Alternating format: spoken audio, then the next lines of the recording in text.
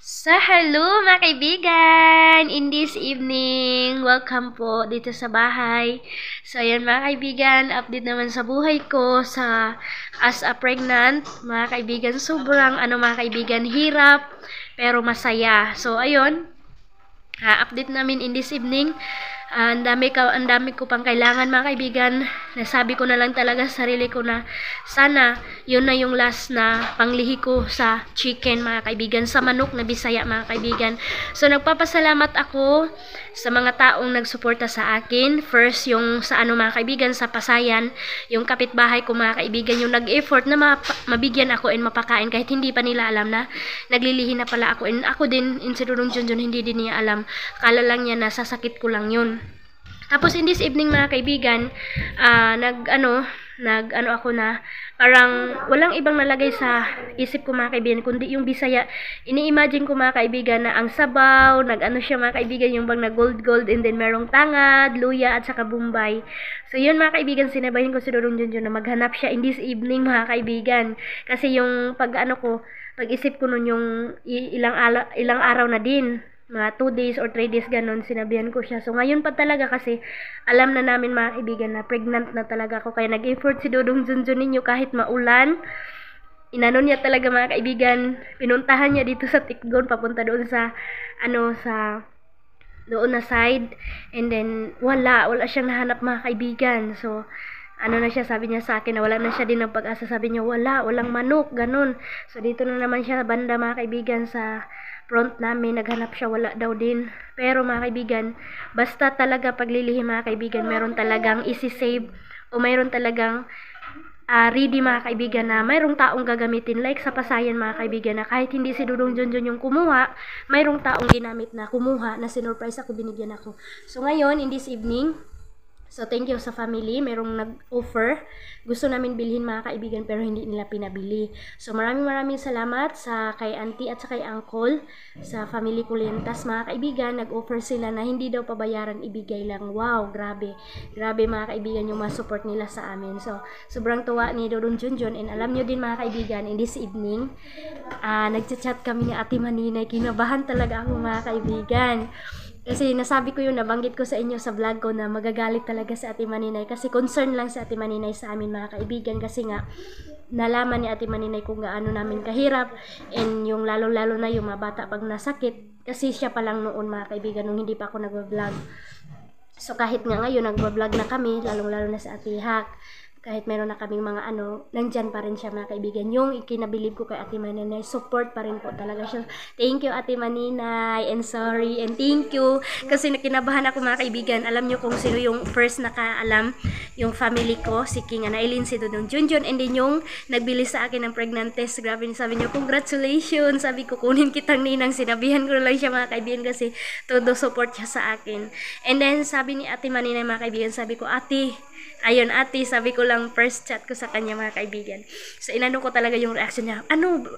Bakit Kinabahan ako, kinabahan ako, ano ba yun? Sabi niya.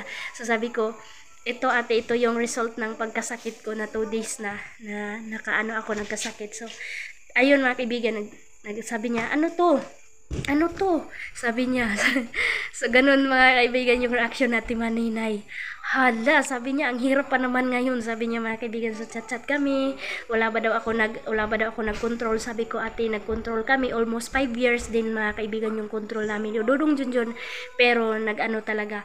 Nabigyan talaga kami mga kaibigan. Kasi si Dudong Junjun ninyo mga kaibigan, nangangailangan pa talaga siya. Sobrang tuwa niya, sobrang effort niya. Lalong-lalo na kanina, kahit maulan, naghanap talaga siya mga kaibigan. And thank you din kay God kasi merong taong binigay and nagbigay sa amin ng libreng manok. Wow, thank you.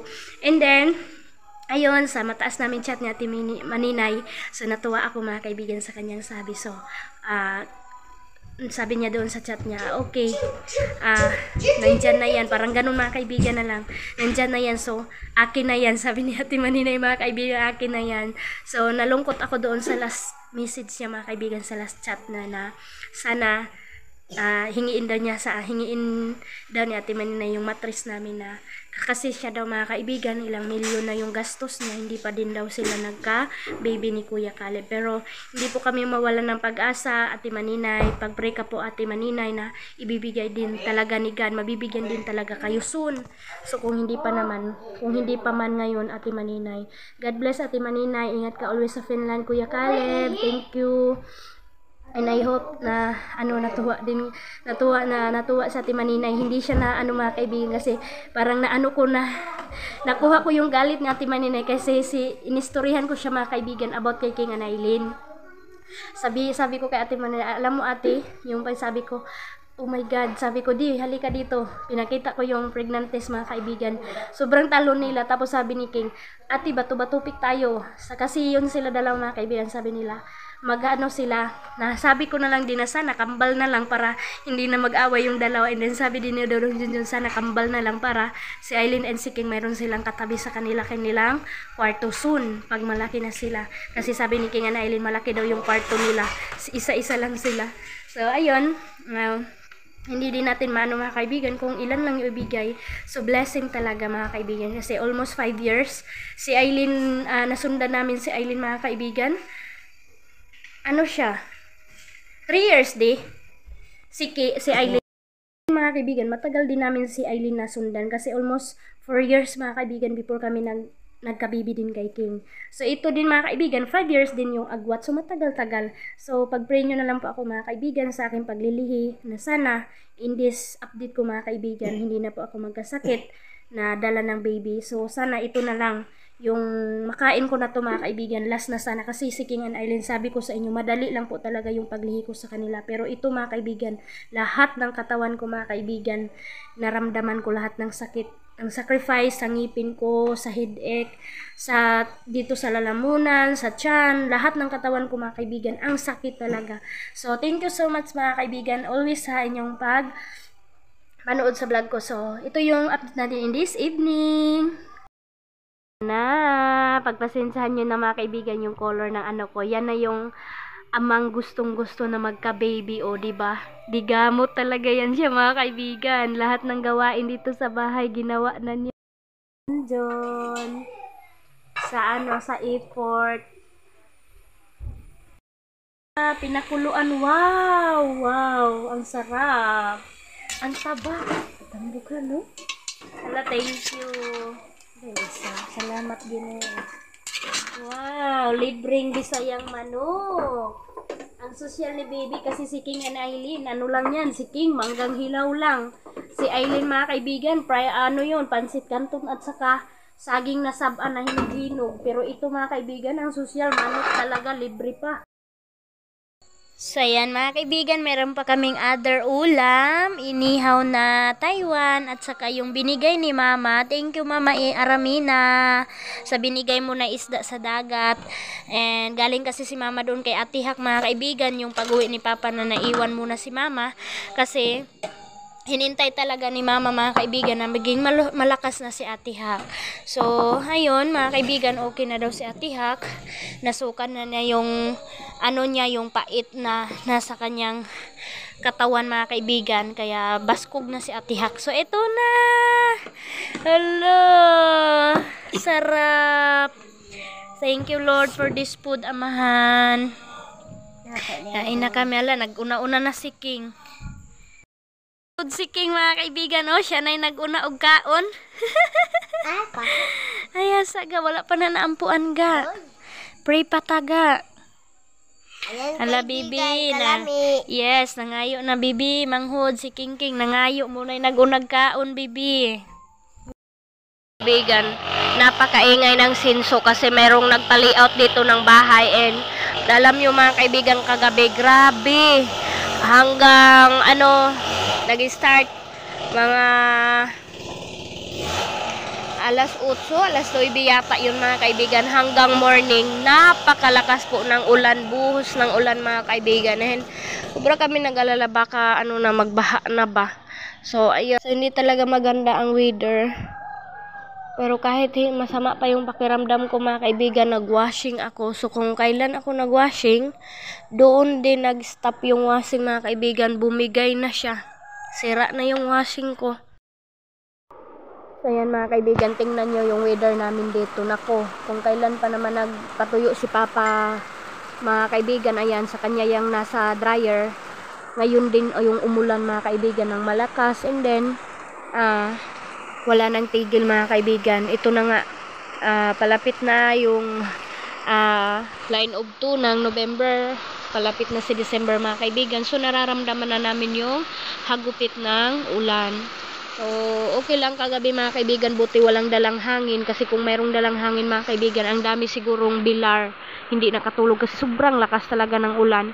Pero pasalamat kami kay God kasi walang hangin na dala. Pero mga kaibigan, napakaingay ng ulan kagabi sa pagpatak niya kasi sobrang lalaki yata mga kaibigan. So ayun sila mama doon. Sinama ni mama si Tio mga kaibigan para maka-relax si Ate Hak kasi nagpatanggal daw si Ate Hak ng kanyang implant. So ayun, nandun si mama, nagchat-chat kami ngayon ni mama mga kaibigan, sinabihan ko na sila. First ko sinabihan mga kaibigan si Ate Maninay talaga, and then si Ate Hak at saka si mama mga kaibigan, sinabihan ko sila. So ang ganda ng mga mensahe ni mama. Sabi niya sa akin, okay, malaki naman si King, ingatan mo yan, wag kang baba akyat kasi delikado yung hagdanan nyo, sabi ni mama mga kaibigan. So thank you mama, salamat. And si Papa daw din mga kaibigan nagsabi na okay naman daw kasi malaki na si King, pero concern talaga sa Ate Maninay sa akin mga kaibigan kasi sabi niya balik ka na naman yan sa first, mayroon na ka namang kailangan alagaan, sabi ni ate. So si King and Aileen mga kaibigan, nag-school yun, resist na mga kaibigan, lumabas na yung mabata, ulan pa naman. So sabi ni mama mga kaibigan, si Tio daw babalik din niya ni mama kapag okay na si Ate Hak tapos si mama din mga kaibigan, masakit daw din yung katawan niya kasi simula nung pag-travel niya doon sa Bayugan, si Tio nandyan sa kanyang kamay. Sumakit daw yung paghawak ni mama sa kay Tio, yung kanyang braso mga kaibigan. And then mamaya sabi ko kay mama, nasira yung washing ko. So okay pa ba yung sayo? Sabi ko mga kaibigan. Naglabas na sila. So sabi ko kay mama kung okay pa ba yung washing niya kasi maghiram ako. Kasi kanina mga kaibigan, nilabhan ko yung mga habol namin, yung kumot. Tamang-tama lang natapos mga kaibigan, sumakit yung puson ko. So kailangan ko pang ingatan mga kaibigan kasi 1 month pa siya. Iwan ko kung nag 1 month na ba to mga kaibigan kasi hindi ko alam. Kala ko nagka-sickness talaga ako mga kaibigan kaya hindi ko alam kung ilang days na to. Ayan si Dudong Junjun. Nangisda sila galing doon. So nakauwi na sila. Alas 9 po. Galing nangisda. Ayan. Todo kayod ang Junjun ninyo kasi merong 3rd baby na siya. Ayan, naka-short Ay, dali ra mo ka uli. Wala. Wala daw mga kaibigan kasi sobrang lakas kasi ng ulan. Malalim na daw yung kukunan. Ito na nga ba mga kaibigan. So ano din yung mga ayan mga kaibigan, imbis na maliit lang yung labahan ko kasi ilang day ako nakahiga kaya ngayon pa lang sana ako magwashing kasi medyo okay na, pero nasira yung washing. Kung kailan mga kaibigan na okay na ako, doon bumigay yung washing. Tapos yung mga kapatid ko mga kaibigan, sinabihan ko na buntis ako. Sobrang tuwa nila, congratulations sila sa akin. Sabi nila excited na daw sila mga kaibigan. Masaya naman ako sa mga nila, mga comment at saka mga concern nila sa akin. Agay na daligo na kagaina. Hala, pagdali na ba kay giulan na ka? Dangay naligo na kagaina. Dili lagi pwede. Ayan, umuwi galing school. Saka ba kay gisipon na ka? Saka. Galing school yan mga kaibigan, gusto daw maligo sa ulan. Ayan na mga kaibigan, si Dudong Junjun ninyo. Matagal-tagal na din yan na regalo sa amin ni Ate Maninay yan na washing mga kaibigan noon. Yung abroad pa yata siya yan mga kaibigan, or sila na ni Kuya Caleb yung washing ko sa baba. Pero yung kay mama, nakabili din yan si mama mga kaibigan, pero mas nauna tong sa akin. Pero yay kay mama mga kaibigan, mas matibay din yan siya mga kaibigan ng washing. So ipapaayos ko na lang yung yung sa akin mga kaibigan. Ayos ko na lang kung mayroong pupunta dito na mga magre-repair, kasi minsan mayroong pumupunta dito mga kaibigan, kaya paayos ko na lang, and then mag-reserve tayo, bili tayo ng ganyan na washing soon pag mayroon na tayong excess. Ayan mga kaibigan, ito po yung effect ng ulan dito sa amin. Buti na na siya, na varnish na siya, so hindi na po papasok yung tubig, hindi na po makain ng kahoy yung tubig, kundi lulutang lang yung tubig mga kaibigan. Ayan. So, nakakatulong talaga yung varnish. Tapos, pinupunasan na lang namin dito always kapag mayroong ganyan. Dito, Pero yung pinag-alala ko, yung dito, yung wala pang paint. So, kailangan ko bumaba to di mga kaibigan, kasi wala namang ulan. Kailangan ko magbili ng sabon, kasi wala na kaming sabon, shampoo. And kailangan ko din maghulog ng wifi para maka-upload ako mga kaibigan. Sobrang talaga, hina talaga ng signal mga kaibigan, kasi masama yung panahon. Hello mga kaibigan, good afternoon. Mayroon po nagbigay sa amin in this afternoon. Kami lang muna ni Aileen, galing yan sa school. Hi! Gubot kayo ang buhok So mayroong nagbigay sa amin ng suman budbud na balanghoy. So kain kami dito sa labas. Ayan si King. Hi King. Ayan si King, sobrang kulit talaga mga kaibigan. Kakainis si King mga kaibigan. So ako din, kumain na din ako. Si Dudong Junjun ninyo, nag-sleep beauty yun, kasi tumulong yun sa akin, nag-waswas ng mga labhanon. So ayan, tingnan nyo mga kaibigan si Tio. Welcome Tio! Dito na naman si Tio mga kaibigan. 1 week siya dito, na si mama muna yung maging mag-alaga mga kaibigan. Siya muna yung mag-alaga, kasi hindi pa talaga kaya ni Ate Hak mga kaibigan na ipagsabay si Tio at saka si Soy Soy. So ayun, in this update lang doon na nga si Auntie Inday, yung kasama ni mama doon sa bahay. Pinapunta daw doon ni Ate Hak kasi masama daw yung pakiramdam niya, kasi pinatanggal niya yung implant niya. Diri na lagi ga! So nandun si mama sa kapitbahay, siya yung nagdala kay Tio. So ayan mga kaibigan, update natin sa Agusan Mars. Simula ng 2 gabing malakas ang ulan, ayan na, tumubo na yung Agusan River in this afternoon. Pero in this update mga kaibigan, nagka-araw na, and then natuyo na yung, sa wakas